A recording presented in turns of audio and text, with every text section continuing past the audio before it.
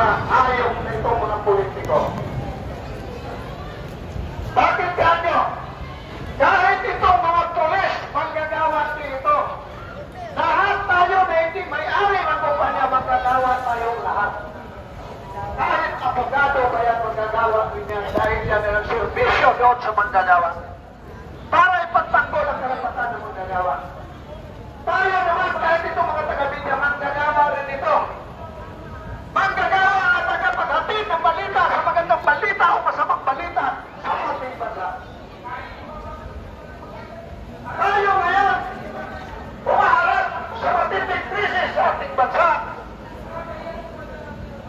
Una, ilan pa ang manggagawa na pupunta na sa ibang bansa para na lang doon mabuhay.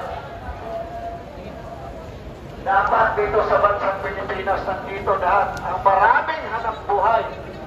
Pero ninanakaw, tinupulis nitong ating mga politiko kung inayumpas na ito. Puntahan ninyo ang probinsya ninyo. Hindi lang pira natin ang ninanakaw. Pati ang kayamanan ng ating mga karumahan, ninanakaw na rin. Magtatayo kunyari ng building, pero magmatawa ng mineral doon, nawawala na. Sino nakikinabang? Ang politiko at tayuhan. Hindi tayo mga mahihirap. Bakit pa tayo naghihirap? Ilan ang mining sa buong bansa natin? Alam niyo ba kung magkano ang porsyento sa gobyerno sa bawat mining sa bansa natin? Na naubos lang ninanakaw nito mga putang ina mga politiko nito. Tapos ngayon magkuhugas kamay ng kala mo si Ponso Pilato. Ang gagaling magsalita. Ang gagaling magpapatristo sa media. Ang gagaling magsalita ng mga vlogger na ito daw mabuting tao.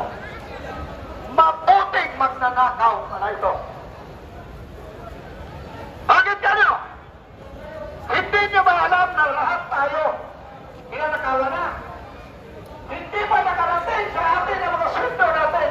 Bawas pa sa tax na dinubos na ilang lahat. Pero hanggang ngayon sa katagalan na investigasyon sa Senado sa Kongreso, ang mga maliliit pa lang, saksak pa lang ang nakukulong. Yung mga nakukulong na mga DPWS, hindi naman siguro ganun tayo kabubo, accessories na yan. Dahil itong mga pulis, alam nila yan, accessories lang o ng driver. Bakit? Ginamit na yan. Ang problema lang itong mga taong to, nagpagamit din.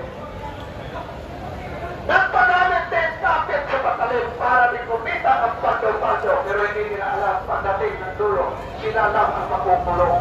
Sigtas ang kanilang tao. Yan ang nangyayari ngayon. Iba-ibahin natin ito ng tulong. Bakit? Sinasabi na malinis daw ang budget natin noong 2025. Sino ba ang nag-umpisa para ang budget? Mahimay-himay. Galing yan doon sa presidente natin bago natin doon sa Kongreso para himay-himay. At para magiging batas. Dahil doon sa Kongreso bago sa Senado at para may isang batas. Pero hanggang ngayon, nanatili ito na walang saysay. At siguro, marami pa magsalita. Maraming salamat para sa ibang mga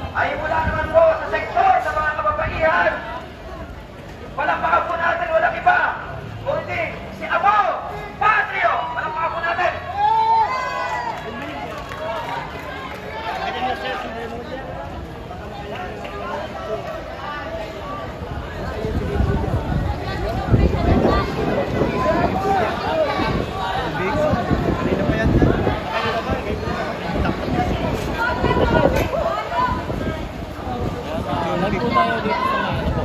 May si John Dick. Medyo nakaharang yung cellphone. Kaya si John Dick. Oh, dito tayo kayo. Ano na ko yan, be?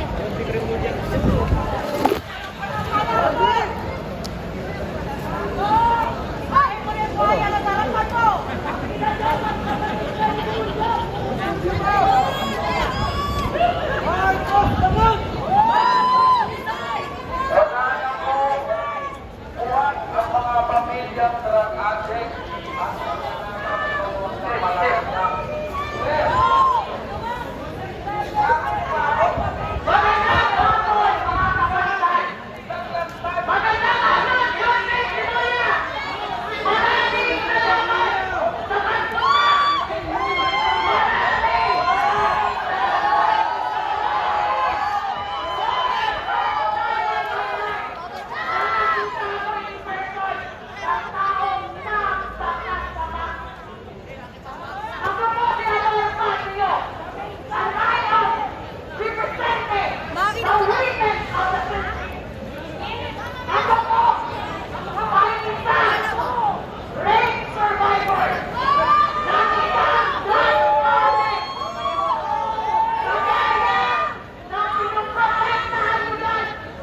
Si John Vic Remulla nandun sa ibabaw ng fire truck.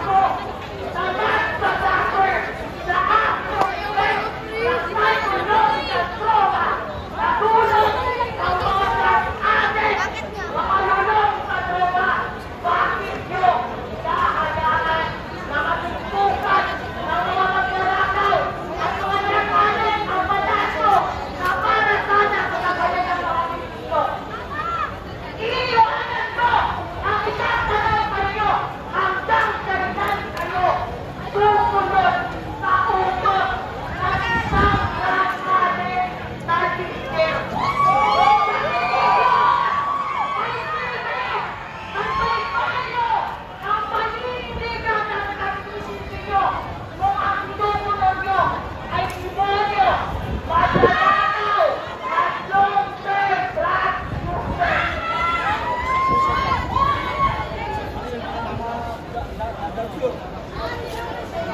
Yon, Bek, bumaba ka na.